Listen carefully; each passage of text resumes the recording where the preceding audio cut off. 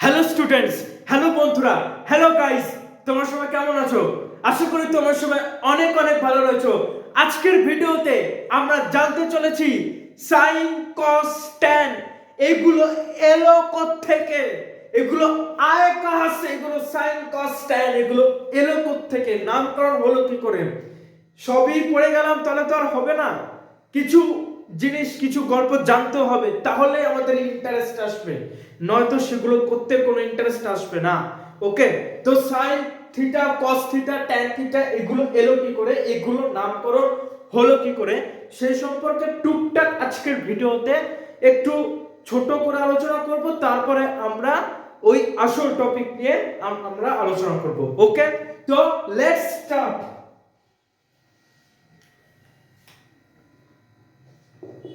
Sine theta, cos theta, tan theta. ওকে, sine theta, cos theta, tan theta, ঠিক আছে। একটা সমকোণী ত্রিভুজ, এরকম একটা সমকোণী ত্রিভুজ আছে এ বি সি, এটা 90 ডিগ্রি, এটা থিটা। ওকে, তো থিটা যখন এটা, তাহলে এবিটা হচ্ছে লম্ব, আর বিসি হচ্ছে ভূমি, আর এসিটা হচ্ছে অতিভুজ, তাই তো, এসি হচ্ছে অতিভুজ। ওকে, তো লম্ব বাই অতিভুজ, তার মানে এবি বাই এসি, ঠিক আছে, এবি বাই এসি, এটা হচ্ছে সাইন থিটা, তাই তো, এবি বাই এসি, এটা হচ্ছে সাইন থিটা। এবারে সাইন থিটা এলো থেকে, এলো থেকে, এটাকে বলা হচ্ছে এই যে অ্যাঙ্গেলটা থিটা, যে অ্যাঙ্গেল, এটা হচ্ছে থিটার সাইন, থিটার sine, S I N E sine. এই সাইন শব্দটা এসেছে গ্রিক শব্দ, গ্রিক শব্দ সাইনাস থেকে, S I N U S, sinus, Greek শব্দ সাইনাস থেকে এসেছে। সাইন এই শব্দটা গ্রিক শব্দ এসেছে সাইনাস থেকে, সাইনাস। ওকে, আচ্ছা, তো এই সাইন শব্দটা এসেছে গ্রিক শব্দ সাইনাস থেকে। সাইনাস এর মানে হচ্ছে খাজ, খাজ বা কোনো কিছু বাঁকানো অংশ, ঠিক আছে, এর মানে হচ্ছে বাঁকানো অংশ, কোনো কিছু বাঁকানো অংশ, খাজ, ঠিক আছে, বা কোনো কিছু বাঁকানো অংশ, এটা ভাবতে পারো, ঠিক আছে। এইবার তোমরা বলবে ওকে, বুঝলাম, সাইন শব্দটা এসেছে গ্রিক শব্দ সাইনাস থেকে, সাইনাস মানে হচ্ছে কোনো কিছু একটা বাঁকানো অংশ, তাহলে এই ত্রিভুজটার সাথে সম্পর্কটা কোথায়, রিলেটেড কোথায়, মানে সম্পর্কটা কোথায়, এটা কেন সাইন থিটা বললে, এখানে বাঁকানো অংশটা কি, বাঁকানো অংশটা কি, এই যে এটা, এই যে একটা মানে কাঠি, আশা করি দেখতে পাচ্ছ, এই যে কাঠি, স্ট্রেট লাইন, একটা রেখা হিসাবে মনে করতে পারো, এই কাঠিটাকে একটা স্ট্রেট লাইন হিসাবে মনে করতে পারো, সরল রেখা। এই কাঠিটাকে আমি 90 ডিগ্রি অ্যাঙ্গেলে যদি আমি বেঁকিয়ে দিই, ঠিক আছে, 90 ডিগ্রি এরকম ভাবে, এই যে 90 ডিগ্রি অ্যাঙ্গেলে বেঁকিয়ে দিলাম। ওকে, 90 ডিগ্রি অ্যাঙ্গেলে বেঁকিয়ে দিলাম, তাহলে এই যে বাঁকানো অংশ, এইটুক অংশ আমি বাঁকিয়েছি, ঠিক আছে, এই যে বাঁকানো অংশ, this is sinus, this is sinus, এইটাই হচ্ছে সাইনাস, এর জন্য লম্ব বা অতিভুজ, দ্যাট ইজ সাইন থিটা। ওকে, বোঝা গেল? পড়তে হবে এরকম ভাবে যাতে আমরা এর সাথে রিলেশনটা খুঁজে পাই, ঠিক আছে, এমন ভাবে পড়তে হবে, তাহলেই আমাদের ইন্টারেস্টটা জাগবে, আরো জানার ইন্টারেস্ট জাগবে, আরো শেখার ইন্টারেস্ট জাগবে। লম্ব বা অতিভুজ সাইন থিটা এই কারণে বলা হয়, সাইন শব্দটা এসেছে গ্রিক শব্দ সাইনাস থেকে, যার মানে বাঁকানো অংশ। প্রথমে এটা একটা স্ট্রেট লাইন ছিল, সরল রেখা, তারপর এটাকে 90 ডিগ্রিতে বেঁকিয়েছি, এই যে বাঁকানো অংশ, এই যে বাঁকানো অংশ, দ্যাট ইজ লম্ব, মানে এই যে বাঁকানো অংশ, এর জন্য সাইন থিটা। লম্ব বাই অতিভুজ, উপরে কে আছে, উপরে আছে লম্ব, মানে এবি, লম্ব, এজন্যই এটা বেশি বেশি প্রাধান্য পায়, লম্বটাই বেশি প্রাধান্য পায়। ওকে, আচ্ছা, আর আমরা কি জানি, ভূমি বাই অতিভুজ, ভূমি হচ্ছে বিসি, তাই তো, বিসি বাই এসি, এটাকে বলা হচ্ছে cos থিটা। এই শব্দটা এসেছে গ্রিক শব্দ কোসাইন, কোসাইন থেকে। সাইন থিটা এসেছে গ্রিক শব্দ, মানে সাইন থিটা এসেছে সাইন থেকে, আর কস থিটা এসেছে কোসাইন থেকে। ওকে, গ্রিক শব্দ হচ্ছে সাইনাস, তাহলে কোসাইন, এর গ্রিক শব্দ হচ্ছে কোসাইনাস, গ্রিক শব্দ হচ্ছে কোসাইনাস। এর মানেটা কি? এর মানে হচ্ছে কমপ্লিমেন্ট, ঠিক আছে, complement of sine, complement of sine. এই মানে ভিডিওর এই যে কনসেপ্টটা, এটা হয়তো কোনো এক্সামে কাজে লাগবে না, কিন্তু জানার জন্য, ইন্টারেস্টের জন্য কাজে লাগবে। আমাদের তো শিখতে হবে ত্রিকোণমিতি, তার জন্য ইন্টারেস্টটা দরকার, তার জন্য আগ্রহটা দরকার। ওই আগ্রহটাই এই টপিক থেকে আসবে, ঠিক আছে। কোসাইনাস মানে কমপ্লিমেন্ট অফ সাইন, মানে এই সাইনের পরিপূরক, এই সাইনের পরিপূরক, কমপ্লিমেন্ট, ঠিক আছে। কমপ্লিমেন্ট, এটার মানেটা প্র্যাকটিক্যালি কি বোঝাচ্ছে? এটা প্রথমে স্ট্রেট লাইন ছিল, একটা লাইন ছিল, লাইনটাকে এরকম ভাবে বাঁকানো হয়েছে, এই বাঁকানো অংশটা লম্ব, ওর জন্য এটা সাইন। এটা কমপ্লিমেন্ট কি? এটাকে ত্রিভুজ বানাতে গেলে আরেকটা বাহু লাগবে, আরেকটা এরকম বাহু লাগবে, ঠিক আছে, কমপ্লিট হচ্ছে, ঠিক আছে। ওই বাহুটা লম্বের সাথে আর অতিভুজের সাথে অ্যাটাচ হচ্ছে, অ্যাডজাস্ট হচ্ছে, কমপ্লিট হচ্ছে, সাইনের মানে সাইনটাকে কমপ্লিট করছে। ওকে, এইভাবে তোমরা মনে করতে পারো। এই জন্যই ভূমির বা অতিভুজ যেটা, সেটা হচ্ছে cos থিটা। ওকে, sin থিটা cos থিটা, এই দুটোর উপরে পুরো ত্রিকোণমিতিটা নির্ভর করছে। বাকি চারটে কি কি আছে? tan থিটা আছে, cos থিটা আছে, cosec থিটা আছে, আর আছে sec থিটা। এই বাকি চারটে sin থিটা cos থিটা, এই দুটো দিয়ে আমরা বের করতে পারি। এই চারটে আমরা sin থিটা cos থিটা এই দুটো রেশিও দিয়ে বের করতে পারি, ঠিক আছে। এর জন্য sin থিটা cos থিটা হচ্ছে রো কোণ, sin থিটা cos থিটা হচ্ছে রো কোণ, জার্সি নাম্বার 18 আর জার্সি নাম্বার 45। ওকে, এইভাবে তোমরা মনে করতে পারো। ওকে, tan থিটা মানে কি বলেছিলাম?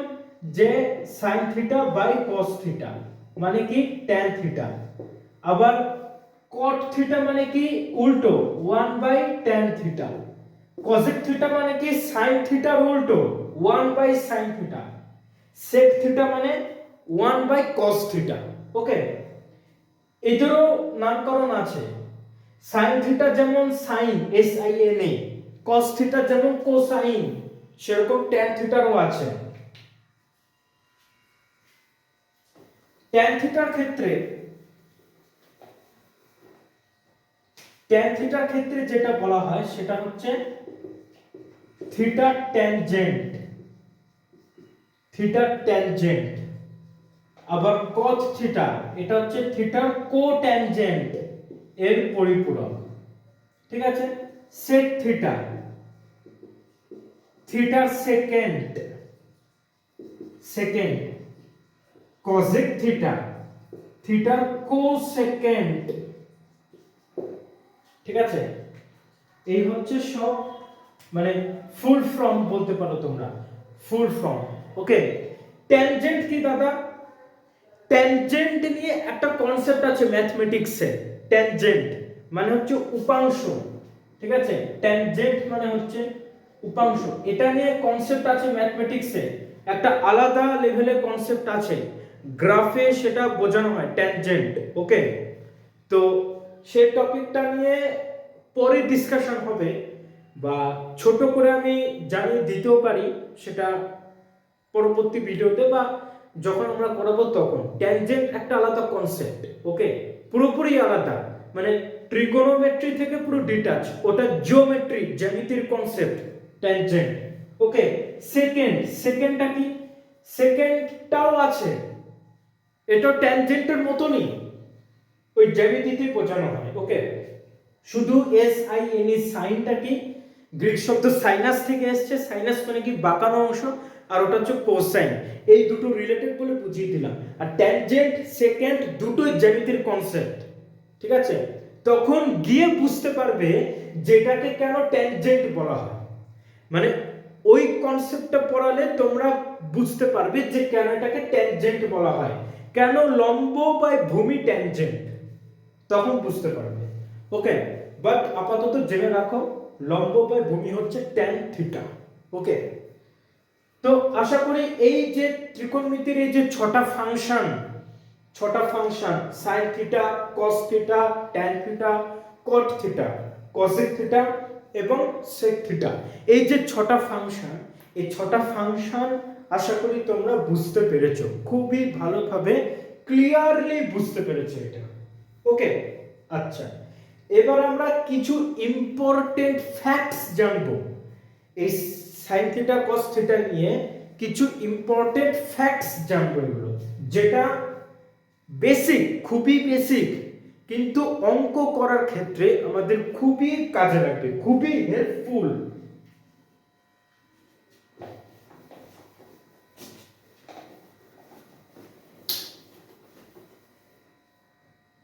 কিছু ইম্পর্টেন্ট ফ্যাক্টস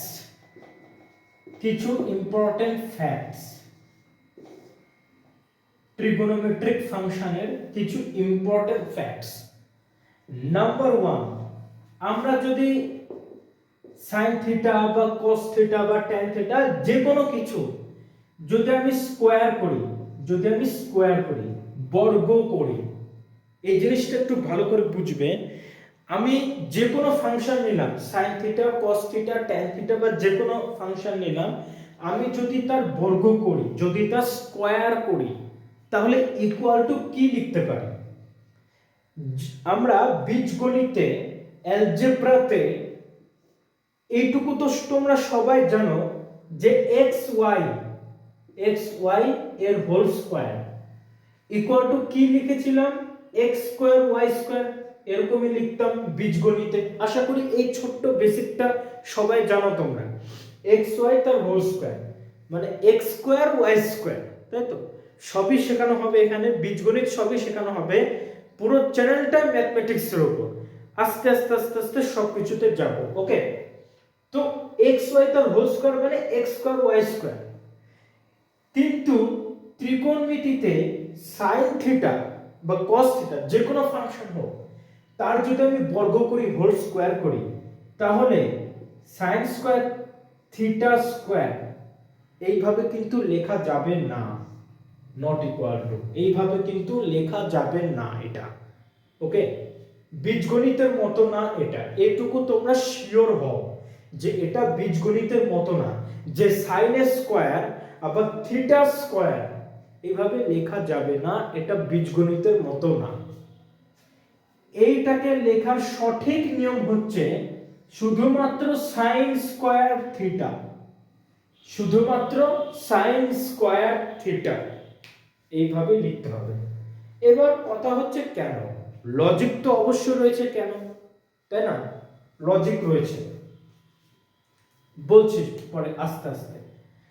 সেরকম কজেক থিটা তার হোল স্কয়ার কি হবে? কজেক স্কয়ার থিটা।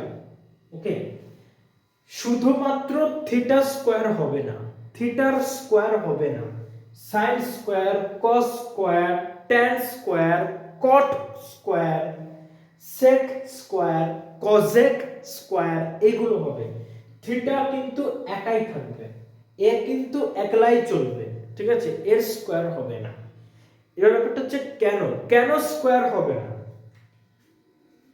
কেন স্কয়ার হবে না তার পেছনে যে লজিকটা সেটা হচ্ছে, একটা সমকোণী ত্রিভুজ নাও তোমরা, যে কোনো একটা সমকোণী ত্রিভুজ, এটা হামেশা 90 ডিগ্রি, ঠিক আছে? এবিসি একটা সমকোণী ত্রিভুজ, এটা হামেশা 90 ডিগ্রি, কারণ এটা হচ্ছে লম্ব পারপেন্ডিকুলার, তাই এটা হচ্ছে 90 ডিগ্রি। ওকে, আচ্ছা, বাকি দুটো অ্যাঙ্গেল, অ্যাঙ্গেল এ আর অ্যাঙ্গেল সি, এই বাকি দুটো অ্যাঙ্গেলের সমষ্টি কত হবে? 90 ডিগ্রি। কেন? কারণ ত্রিভুজের তিনটে কোণের সমষ্টি কত? 180 ডিগ্রি, তাই তো? ত্রিভুজের তিনটে কোণের সমষ্টি 180 ডিগ্রি। তাই একটা যখন 90 ডিগ্রি, তাহলে বাকি দুটো অ্যাঙ্গেলের সমষ্টিও হবে কত? 90 ডিগ্রি। এবার যে কোনো একটা অ্যাঙ্গেল তুমি মান বসাও, যে কোনো একটা অ্যাঙ্গেল, ধরো তুমি এটা 60 ডিগ্রি লিখলে, তাহলে অন্যটা কি হবে? 30 ডিগ্রি। বা তুমি একটা 45 ডিগ্রিও নিতে পারো, অন্যটাও 45 ডিগ্রি হবে। একটা 70 ডিগ্রিও নিতে পারো, অন্যটাও 10 ডিগ্রি, মানে 20 ডিগ্রি হবে তাহলে, ঠিক আছে? এরকম। তো এখানে একটা 60 ডিগ্রি আছে আর একটা আছে কত? 30 ডিগ্রি। ওকে, তো এবার যদি আমি লিখি sin 30 ডিগ্রি, sin 30 ডিগ্রি তার যদি আমি স্কয়ার করি, আর যদি আমি লিখি sin স্কয়ার 30 ডিগ্রি তার স্কয়ার, এটা ভুল। কেন ভুল? তার কারণ 30 এর স্কয়ার কত? 900। 30 এর স্কয়ার কত? 900। তাহলে এর মানে এটা দাঁড়াবে sin square 900 degree, sin square 900 degree. ঠিক আছে? এইবার 900 ডিগ্রি, 900 ডিগ্রি মানে কতবার সেটা মানে আবর্তন হচ্ছে? 900 ডিগ্রি মানে কতবার সেটা আবর্তন হচ্ছে? এক ঘর গেল, 90 ডিগ্রি তৈরি হলো, আরেক ঘর গেল, এখানে 180 ডিগ্রি, এখানে গেল 270, এখানে গেল 360, কমপ্লিট একটা সার্কেল তৈরি হচ্ছে। সার্কেলের এই জন্য বলা হয় যে বৃত্ত তার কেন্দ্রে 360 ডিগ্রি কোণ তৈরি করে। ওকে, একবার পূর্ণ আবর্তনে 360 ডিগ্রি কোণ তৈরি হচ্ছে। একবারে তৈরি হচ্ছে কত? 360 ডিগ্রি। দুইবারে তৈরি হবে 720 ডিগ্রি। তাহলে দুইবার পাক খাবে, দুইবার পুরো পাক খাবে, আর একবার হাফ, 720 আর এদিকে আছে 180, তবেই তো ওটা 900 ডিগ্রি হচ্ছে, তাই না? তার মানে দুইবার টোটাল, দুইবার ফুল আর একবার হাফ,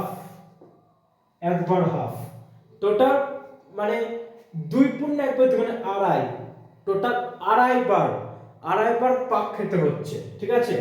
এবার আমার কথা হচ্ছে, একটা ত্রিভুজ, একটা ট্রায়াঙ্গেল, একটা ত্রিভুজ, ঠিক আছে, কোনোদিন নিশ্চয়ই আড়াইবার পাক খেয়ে তৈরি হবে না। একটা ত্রিভুজ কোনোদিন এরকম ভাবে ঘুরে ঘুরে তৈরি হবে না। তৈরি কি হবে? হবে না। একবার এরকম একটা স্ট্রেট লাইন একবারই পাক খেয়ে এখানে একটা ত্রিভুজ তৈরি করবে। যদি সে দ্বিতীয়বার পাক খায় তো সেটা একটা স্ট্রেট লাইন, সেখানে কোনো ত্রিভুজই হবে না। তৃতীয়বার যদি পাক খায়, থার্ড টাইম যদি সে পাক খায়, তাহলে এই জায়গাতে একটা ত্রিভুজ তৈরি হচ্ছে। আর ফোর্থ টাইম যদি সে পাক খায় তাহলে সেটা সার্কেল হবে, ত্রিভুজ হবে না। ওই জন্যই এই যে 30 ডিগ্রি যেটা কিনা অ্যাঙ্গেলের কোনোদিন স্কয়ার হয় না, বীজগণিতে A B C D X Y Z যাই থাকুক না কেন সবারই স্কয়ার হতো। কেন? কারণ ওগুলো হচ্ছে নাম্বার, ওগুলো নির্দিষ্ট ভ্যালু ছিল। কিন্তু এখানে হচ্ছে অ্যাঙ্গেলের স্কয়ার হয় না কোনোদিন, অ্যাঙ্গেলের কোনোদিনও স্কয়ার হয় না। একমাত্র ভ্যালু, একমাত্র নাম্বারের স্কয়ার হয়, বাট অ্যাঙ্গেলের কোনোদিন স্কয়ার হয় না। অ্যাঙ্গেলের যদি স্কয়ার হয়, সেখানে যে জ্যামিতিক চিত্রটা থাকবে, ত্রিভুজ থাকুক, বর্গক্ষেত্র, চতুর্ভুজ, যে কোনো কিছু থাকুক, সেগুলোর কনসেপ্টই পাল্টে যাবে। যেমন 900 ডিগ্রি কোণ তৈরি করতে এখানে আড়াইবার পাক খেতে হচ্ছে একটা স্ট্রেট লাইনকে, একটা রেখাকে আড়াইবার পাক খেতে হচ্ছে 900 ডিগ্রি কোণ তৈরি করার জন্য। একটা স্ট্রেট লাইন যদি মানে আড়াইবার পাক খায় তাহলে কি সেটা কোনোদিন সেই জায়গায় ত্রিভুজ তৈরি হবে? হবে না। একটা স্ট্রেট লাইন এরকম 90 ডিগ্রিতে ঘুরলো, ওখানে একটা ত্রিভুজ তৈরি হলো। 180 ডিগ্রিতে নামলো, ত্রিভুজ হবে না, জাস্ট স্ট্রেট লাইন।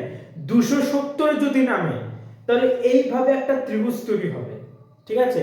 আর 360 যদি চলে যায় সেটা হয়ে যাবে কমপ্লিট একটা সার্কেল, ত্রিভুজ হবে না। ওকে, এই জন্যই অ্যাঙ্গেলের কোনোদিন স্কয়ার হয় না। এই জন্যই যেটা প্রথমে বলেছিলাম সাইন থিটা তার হোল স্কয়ার মানে সাইন স্কয়ার থিটা, অ্যাঙ্গেলের স্কয়ার কোনোদিন হয় না এই কারণে। ওকে, समझ गया? আশা করি তোমরা ব্যাপারটা বুঝতে পেরেছো, খুবই ইজি ব্যাপার এটা। ওকে, আচ্ছা